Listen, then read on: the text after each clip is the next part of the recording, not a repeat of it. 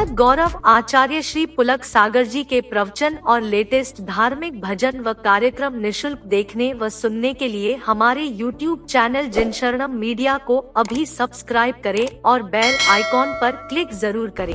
आदमी इस दुनिया से चला जाता है ना, मर जाता है, विदा हो जाता है संसार से। एक बात बताओ, कोई ये याद रखता है कि वो आदमी कितना पैसे वाला था? कोई याद नहीं रखता। कोई ये याद नहीं रखता कि उसके पास सोने के आभूषण कितने थे, ये भी कोई याद नहीं रखता है। उसकी इज्जत क्या थी, ये भी कोई याद नहीं रखता है। उसका रौब क्या था, ये भी कोई याद नहीं रखता है। एक बात याद रखो बारामती वालों, कि मरने के बाद धन दौलत रूप याद नहीं रखा जाता है, आदमी का व्यवहार और आदमी की भाषा याद रखी जाती है। ध्यान रखिए, आदमी की वाणी याद रखिए, आदमी का व्यवहार याद रखा जाता है, आदमी का चरित्र याद रखा जाता है। बाकी भौतिक वस्तुओं को आदमी बहुत जल्दी भूल जाया करता है। ध्यान रखिए, व्यवहार बहुत अच्छा बनाओ, मीठी वाणी। तुमने एक वो देखा, एक टीवी पर एक जानवर आता है, चिंपांजी, बंदर जैसा, देखा है? नहीं? मैं लाओ, इधर क्यों देख रही हो तुम लोग? मैंने पूछा चिंपांजी देखा? ले हाँ देख रहे।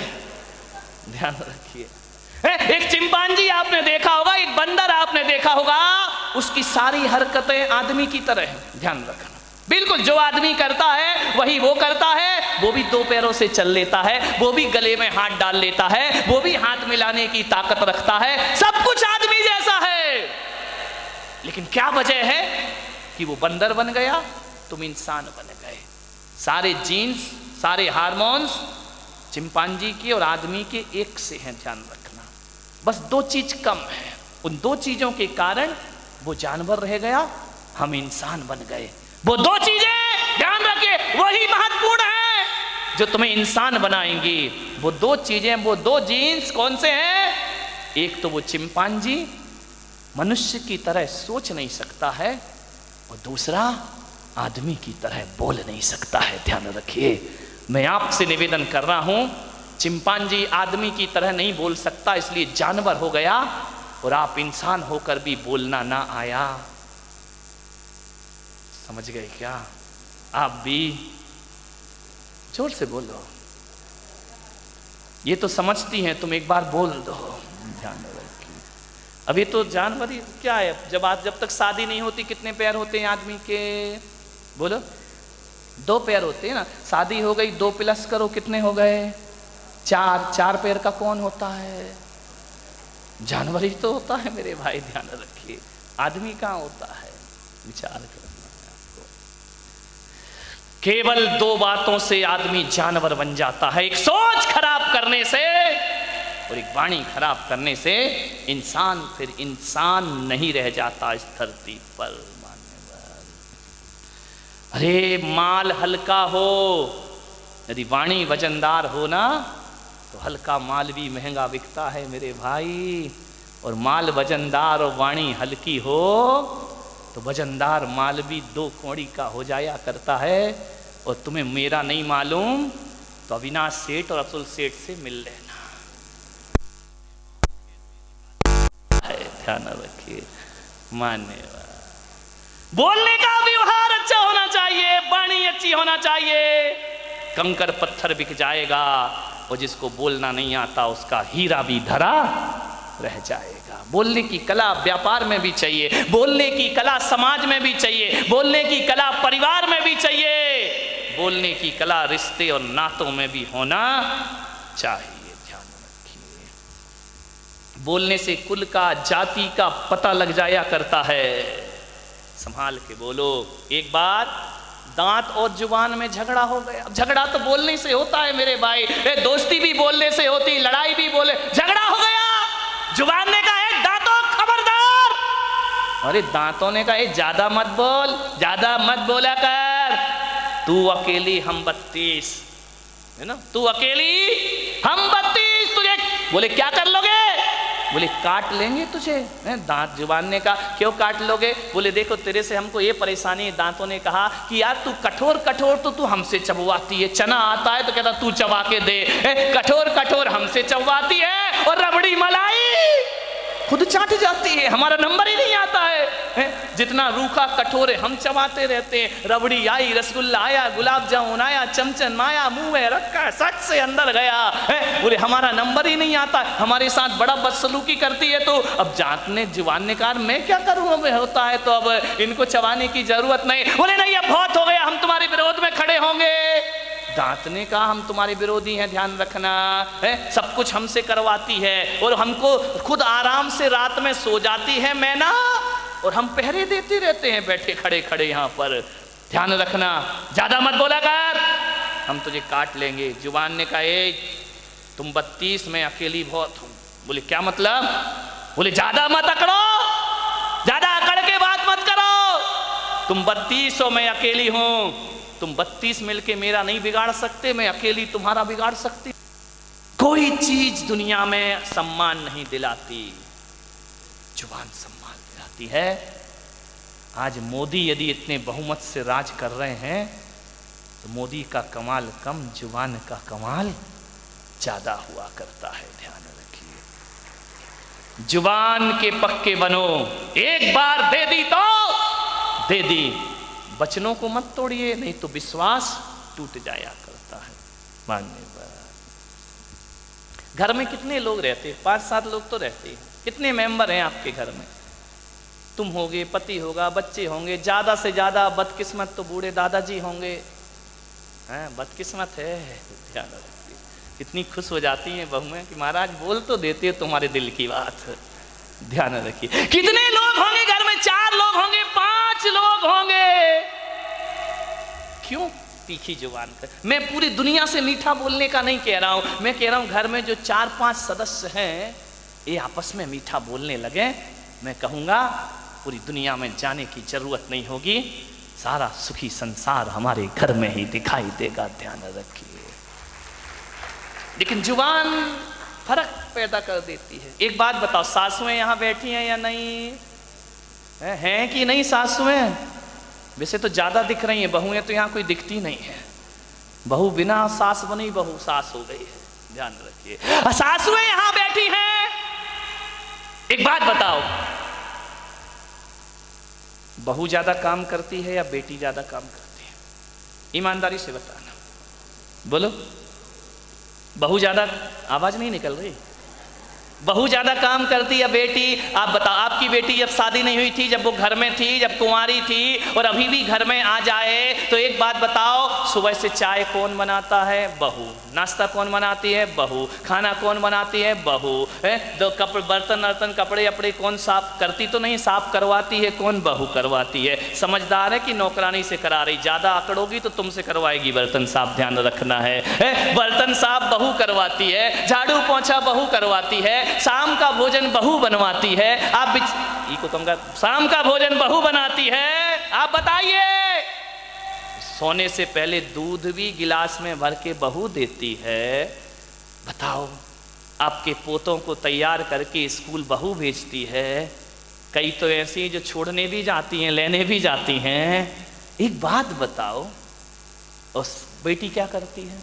कुछ भी कह दो, चल चाय बना, क्या मम्मी चाय बना, भाभी चाय बना, समझ में आ रहा? अब विचार करिए, सोचिए आप, बोलो, जब सारा काम बहू करती है घर का, तो एक बार दिल से बोल दो, बहू अच्छी होती है या बेटी अच्छी होती है? ऐसी बोल रही है जैसे बड़ा छाती पे पत्थर रखना पड़ रहा। बहू अच्छी होती है ना, तो ज्यादा सम्मान घर में बेटी का होना चाहिए या बहू का होना चाहिए? ध्यान रखिए, बेटी तो 4 दिन को आती है और चली जाती है, बहू तो बुढ़ापे तक हमारा साथ दिया करती है। कोई बहू, अच्छा ताली बजा लो बहुएं बजा लो, जय हो तुम्हारी, ध्यान रखिए। कोई बहू अलग नहीं होना चाहती है किसी से, ये बदनाम है कि सास ससुर के साथ नहीं रहती। एक बात याद रखना, बच्चा होता है और एक बूढ़ा होता है घर में। बच्चे के छोटे बच्चा जब लेटा रहता है ना, उसके पैर ज्यादा चलते हैं, पैर चलाता है, हाथ चलाता है। लेकिन जब बूढ़े घर में होते हैं वो पैर नहीं चलाते। जुबान ज्यादा चलती है, ध्यान रखिए। ज्यादा जुबान चलाओगे घर में सम्मान नहीं रहेगा, ध्यान रखिए। जुबान मत चलाओ। कतर कतर कचर कचर कचर कचर कचर कचर। एक बहू आई, बोली महाराज मैं अपनी सास से बहुत परेशान हूं। मैंने कहा क्या हुआ? बोली इतना परेशान है, इतना बोलती है, बड़ बड़ बड़ बड़ बड़ बड़, मैं कुछ भी करूं बुढ़िया बोलती रहेगी, बोलती ही रहेगी। खाना बनाओ तो एक ना एक कभी निकाल ही देगी। मैंने कहा एक काम कर, तेरी सास पढ़ी लिखी है? बोले नहीं ज्यादा तो नहीं है, थोड़ी पढ़ी लिखी है। तो बोले ऐसा कर दो कि मैं काम तो मैं पूरा कर लूंगी, लेकिन ये अम्मा थोड़ी सी चुप रहे। मैंने कहा एक काम कर। बोले क्या? मैंने कहा आज ही बाजार जा, थोड़ा खर्चा करना पड़ेगा। बोले क्या? मैंने कहा खर्चा कर दे, 50-60 हजार कर दे। अरे बोले मैं लाखों कर दूंगी, ये बुढ़िया चुप कर दो मेरी। तो मैंने कहा एक काम करो, बाजार जाओ, एप्पल का फोन लेकर आओ और अम्मा को फेसबुक चलाना सिखा दो। ध्यान रखिए, समझ गए क्या? बहुत अच्छी चीज है, फेसबुक चलाएगी बुढ़िया, बहू कहेगी खाना खा लो, अरे रुक जाना चैटिंग में लगी हुई हो, ध्यान रखना। चैटिंग सिखा दो, अपने आप चुप हो जाएगी। ध्यान रखिए। सबसे अच्छी चीज तुम बहू में मेरे से सीख लिया करो, घर कैसे चलाना है। ऐसी चैटिंग सिखाओ, ऐसी चैटिंग सिखाओ कि तुम खाने को बुलाओ, वो कहे अभी रुक जा, अभी फेसबुक चला रही हूँ, व्हाट्सअप चला रही हूँ। ध्यान रखना, मान्य सोचना है। मेरे पास ऐसे ही नुस्खे हैं और कोई मंत्र तो मुझे आता नहीं। एक आई महिला मेरे पास इतने से बच्चे को लेके, बोले महाराज ये मेरा बच्चा अंगूठे पीते रहता, निकालते नहीं, इतना मारती हो।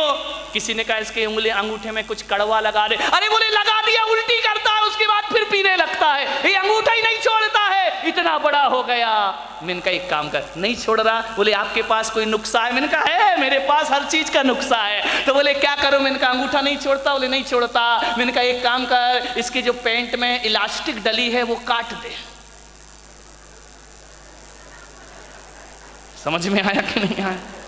नहीं, अब इलास्टिक काटेगी तो पकड़ेगा कि मुंह में डालेगा? ध्यान, अंगूठा पीना छोड़ देगा बच्चा। आप भी कहां कहां के उपाय करते हो।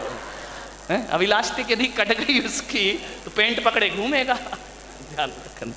मानवर ऐसे ही उदाहरण है मेरे पास। क्या करे, अपना दवा खाना है, विचार करना है आपको। वाणी मीठी रखिए, कोई बात नहीं, हल्के मूड में रहो, भारी नहीं रहो। वाणी को सुधारना है, टेंशन में मत रहो, तनाव में मत रहो। मूड इतना मजाकिया बना लो, हल्का फुल्का।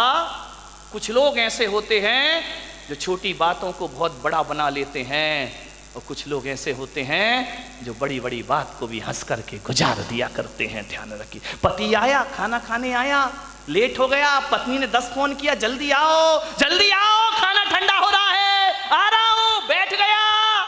महाराज की भैयावृत्ति में लग गया, 11 बजे पहुंचा पट्टा घर में। ध्यान रखिए। पत्नी ने कहा भाड़ में जा तू, 11 बजे में तेरा खाना गर्म करूंगी, निकाल लो और खा लो, ये ठंडा हो गया है। पति बोला ठंडा हो गया तो मैं गरम कर दे इसको। बोले अब मैं दिमाग खराब मत करो मेरा, तुम 11 बजे आ रहे, अब मैं खाना गरम करूंगी। पति भी बड़ा होशियार था, उसने उठाई थाली पत्नी के सिर पे रख दी। बोले क्यों? बोले तू क्रोध में जल रही है, खाना गरम हो जाएगा।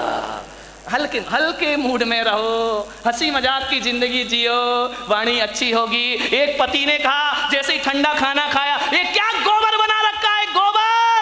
पत्नी ने कहा हाय राम, तुमने गोबर भी चख रखा है।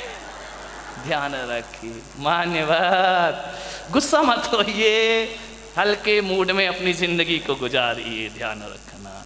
एक लड़की, एक महिला डांट रही थी बच्चे को, बच्चा रो रहा था। बच्चे ने, माँ ने कहा बेटा रोटी खा ले, नहीं खाऊंगा। ब्रेड खा ले, नहीं खाऊंगा। पिज्जा खा ले, नहीं खाऊंगा। मैगी खा ले, नहीं खाऊंगा।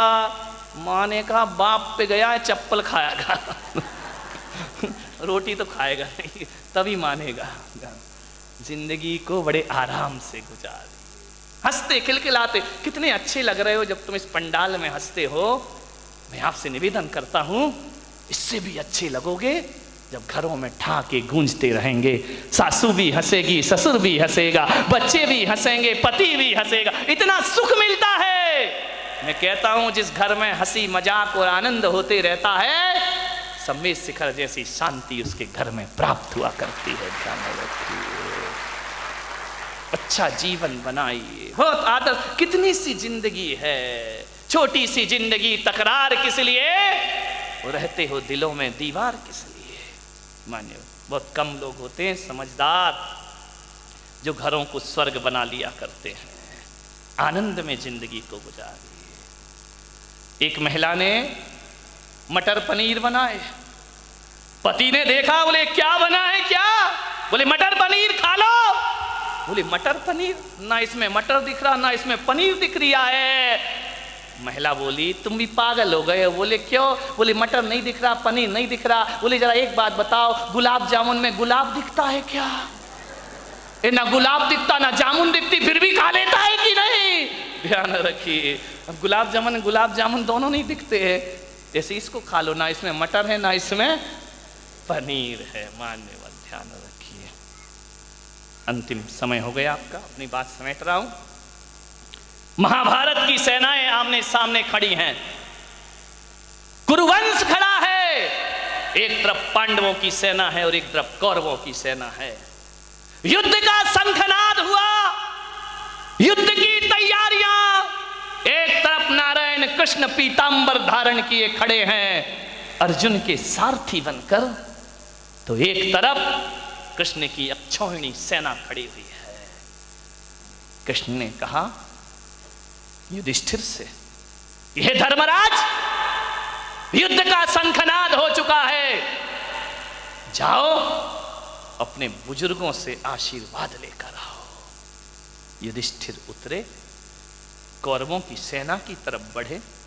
दुर्योधन ने कहा डर गया, बिना लड़े ही चला आ रहा है हमारी दल की तरफ। रुक गया, स्तब्ध हो गया पूरा कुरुक्षेत्र। युधिष्ठिर बड़े, जाकर के उन्होंने देखा, दिल दहल गया। ये मेरे तात, ये मेरे पितामह हैं, ये मेरे गुरुजन, किन पर हथियार उठाऊंगा मैं? जाओ।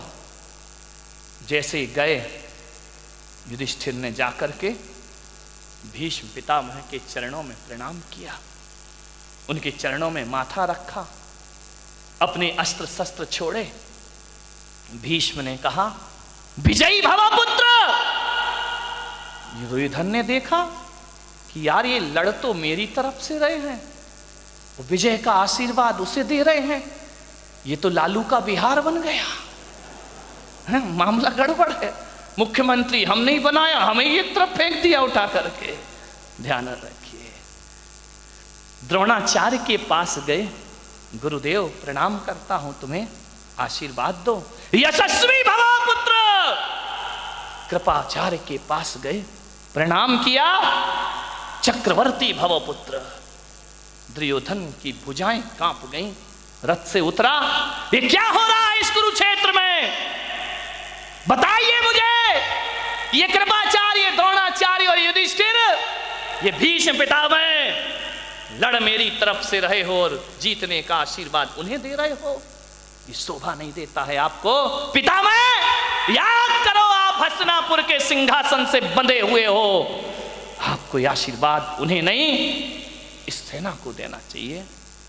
भीष्म पितामह ने कहा कि युधिष्ठिर, काश तुम समझ गए होते, काश तुम्हारी समझ में आ गया होता, आज धर्म की जीत होगी, अधर्म का नाश होगा।